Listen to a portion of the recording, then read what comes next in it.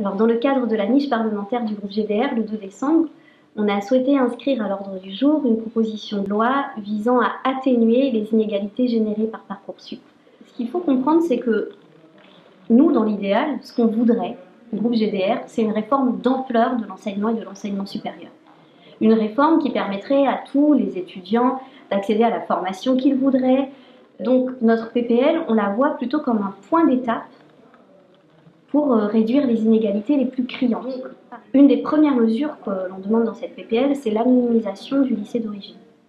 Sans préjudice, évidemment, des dispositifs des cordées de la réussite, par exemple, de discrimination positive de manière générale. Parce que ce qu'on veut, c'est que tout le monde puisse avoir accès à l'université. Et aujourd'hui, ce qu'on voit, c'est que les élèves des classes modestes ou des lycées qui sont moins cotés, disons-le franchement, ont beaucoup plus de mal à accéder à l'enseignement supérieur. C'est une inégalité sociale, c'est une inégalité territoriale. En deuxième lieu, on voudrait que les établissements d'accueil, donc les universités, communiquent en amont, au moment de l'inscription en fait dans Parcoursup, les critères de sélection pour l'année en cours. Parce qu'aujourd'hui, il y a des critères de sélection qui sont mentionnés sur la plateforme, qui sont pour l'année précédente.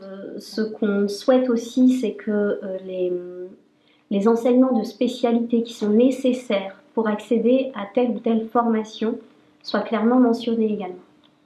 On n'est pas en train de proposer une refonte totale du système, évidemment.